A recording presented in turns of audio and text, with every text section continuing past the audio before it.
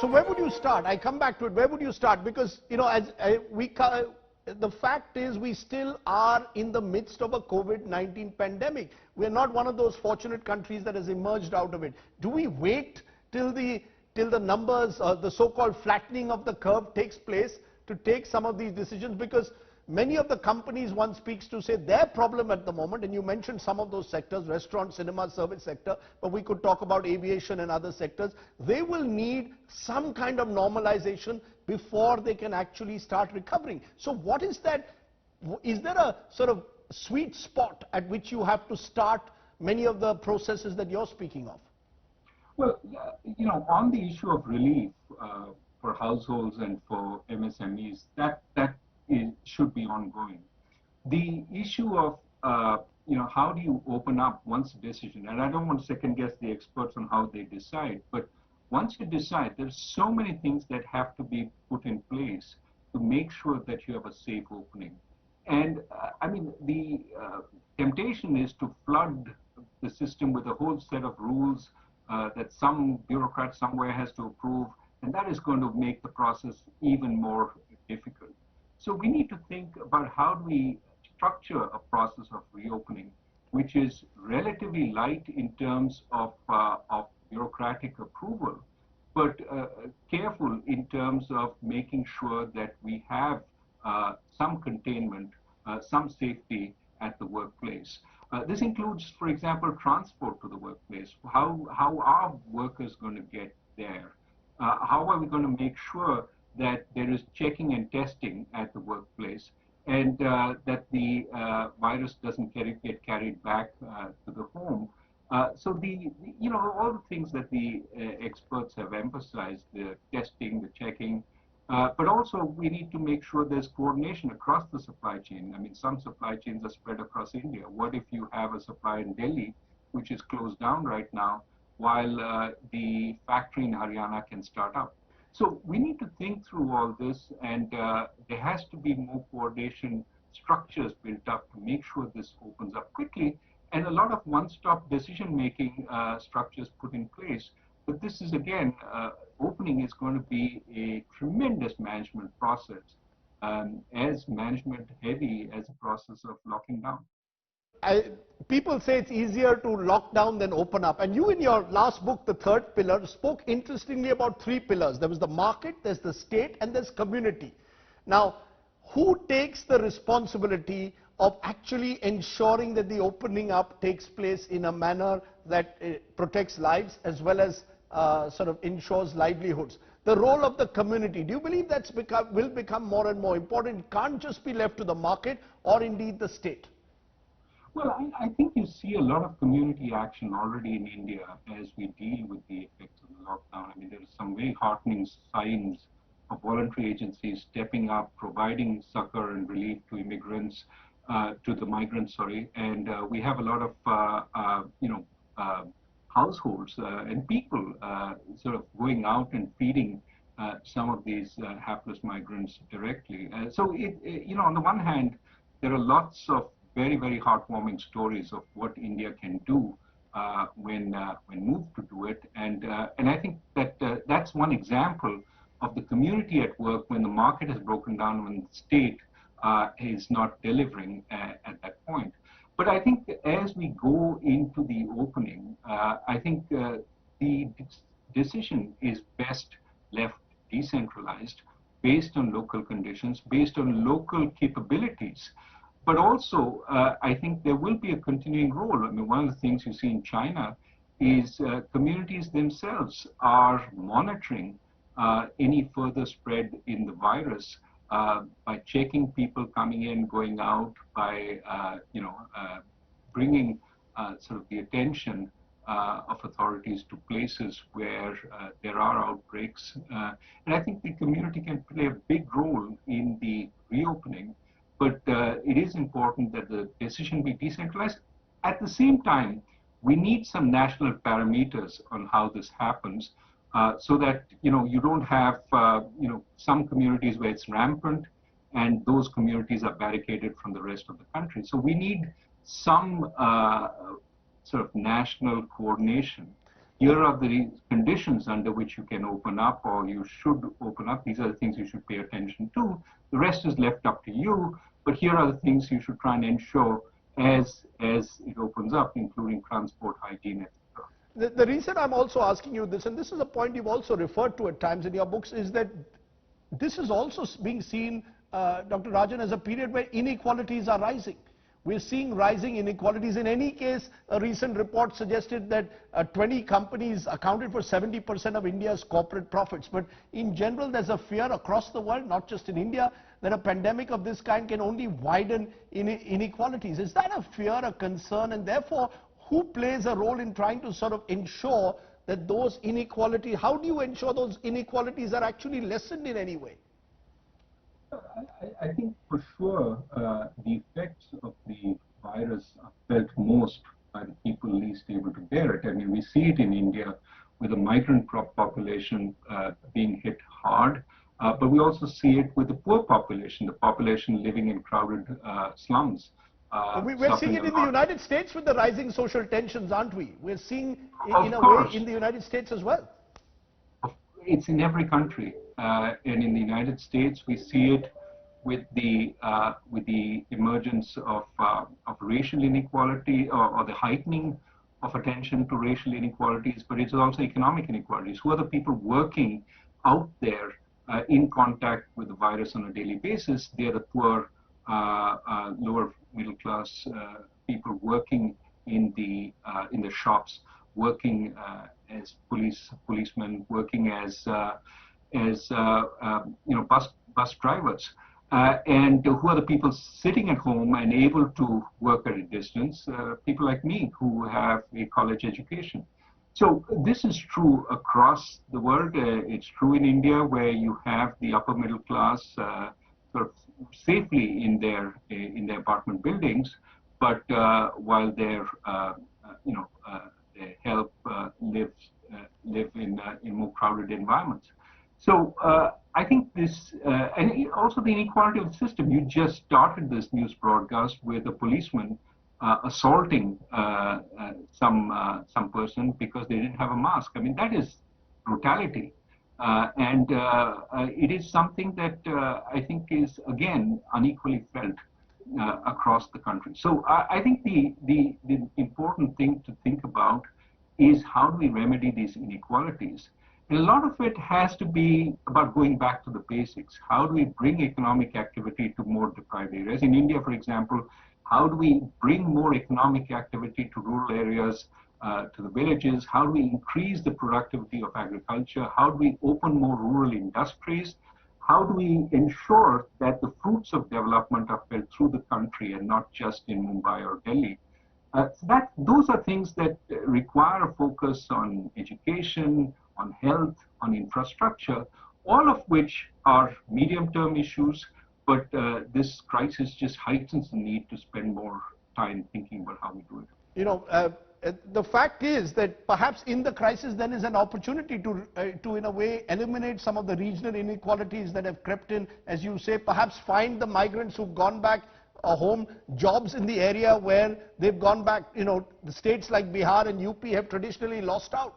Do you believe this could be an opportunity in that sense, Dr. Rajan, to reorient the economic map of a country like India? In this crisis could lie some opportunities. No, absolutely. I mean, to some extent, we have subject people to maximum pain with very little gain.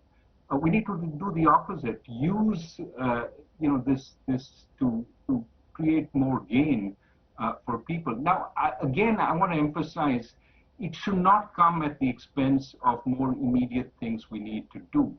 But crises are always opportunities to rethink what's going wrong. Why is it that we've had slow growth for, now nearly a decade? What is it that we're doing wrong? We have steadily slowed. Yes, there have been some actions we took which we, in hindsight, would not take. But going forward, how do we create that growth and spread it around in the country? This is an opportune moment to think about that, and it needs to be done in a way that breeds consensus. So we talked about migrants in the villages. Well, clearly, they don't have jobs. Clearly, many more of them are going to go to Manrega right now. But the reality is that we haven't done that good a job in creating jobs in the villages. Now, there will be many jobs in the cities that will re-emerge as the cities open up. But how do we convince the migrant to come back to the cities? I think we really have to look at the safety net that migrants have there. We have Manrega in rural areas.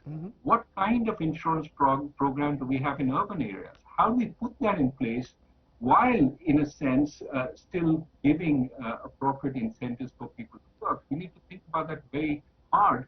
But it is possible that, in fact, we can improve the lives of migrants who stay in the cities, even while ensuring that companies can hire them at a decent wage. So there are win-win possibilities, but this needs a lot of thought and design. You mentioned the word now about half a dozen times, and also the word decentralization about 3 or 4 times. I'm just wondering, decentralization surely means that the bureaucrats don't know best, or certainly the Delhi-based bureaucrats don't know best, or the PMO doesn't know best, and maybe we need to involve the best and the brightest in a national task force. Do you believe that's the way to do it? That we need to bring in maybe the best public health professionals, the best economists, the best academics, all of them coming together to perhaps plan this as a multi-pronged strategy for a revival of India, much like America revived post-Great Depression? Well, we need a dialogue without bureaucratizing that dialogue, right? What you don't want is committee after committee being set up with no action. You can have analysis leading to paralysis. What you really need is certainly a broad-based dialogue involving many parties. Mistakes we made in the last few years often result from decisions, large, enormous decisions made on the spur of the moment or by a small group without reaching out more broadly. And that has proved detrimental. People who are supposed to know India don't really know India. We realized there were many millions of migrants in the big cities who had a mind of their own when the action of lockdown was taken. I don't think it came as a surprise, but their actions probably came as a surprise to the powers that be. So I think we need to spend a lot more time understanding what people are thinking, how they're thinking, without being paralyzed by that process. For example, labor laws, if we need to reform them, we need a deliberate process of reaching out to various constituencies with an agenda in mind. This is why I think what is important from the leadership is an overall direction. Here is where we want to go. Here is how the pieces fit together. And now let us have a dialogue on how we actually put those pieces in place, because there's so many unintended consequences of actions we need to realize. So that's what I think we really have to do. One, we need that cohesive, coordinated vision of where we might want to go. Obviously, we elect a government because of its vision. So what is that vision, economically speaking? And then how do the various pieces fit into it? And that requires, the vision has to be communicated repeatedly. Here is what I mean by this, here's what I mean by that. And the pieces have to be fit together by a process of outreach, by a process of dialogue.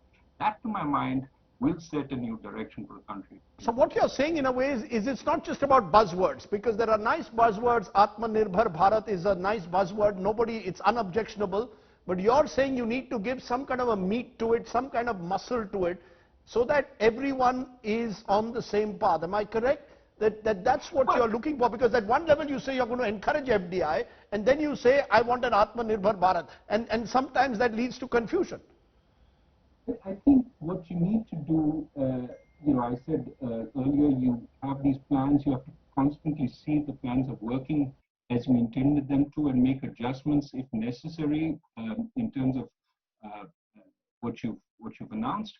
And similarly, in terms of communication, what is it that you mean? I think it's unexceptionable to say we need to build a manufacturing base in India by making it easy for people to set up, make the business environment much healthier and easier, and of course put in place what infrastructure is needed in order to create a strong manufacturing environment. That's unexceptionable. But what else do you have in mind, and why is it, how much progress have we made on this since the Make in India announcements a few years ago, and what else needs to be done. So detailing what the overall vision means, what people sometimes take away, and sometimes the message that goes out is this is about erecting tariffs, about making sure we produce air conditioners within the country only by erecting a whole protectionist structure.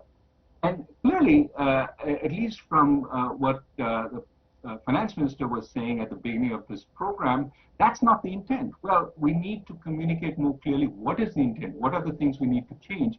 For example, I think, if we don't make the process of land acquisition in order to build out infrastructure much easier, a lot of this is going to be stillborn.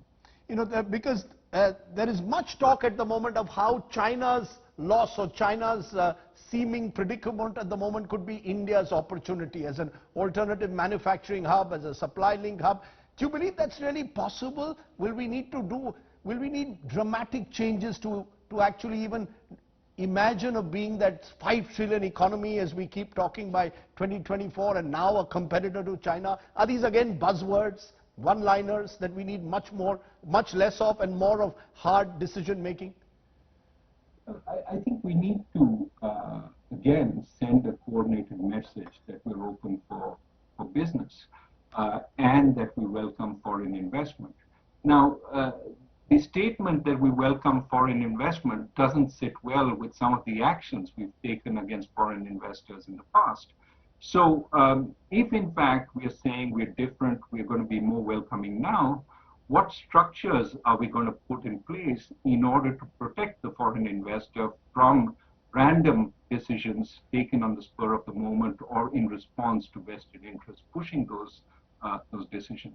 So in a sense, business is always asking, what is your record on this?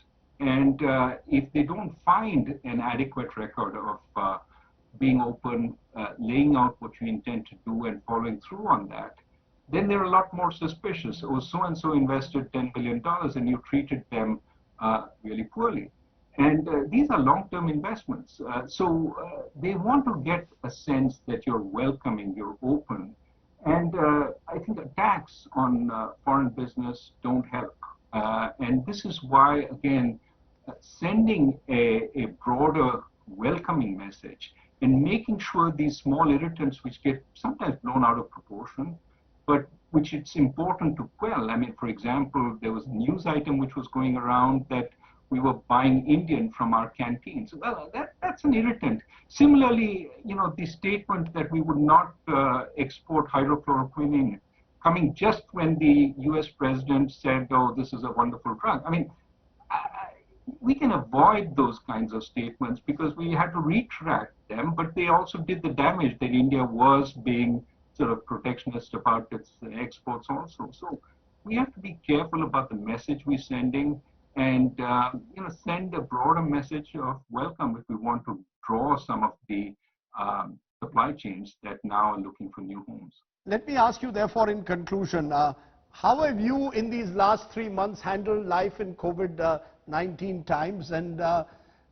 would you still look forward to perhaps being part of what I keep calling a national task force of the best and brightest to look for ways of rebuilding India?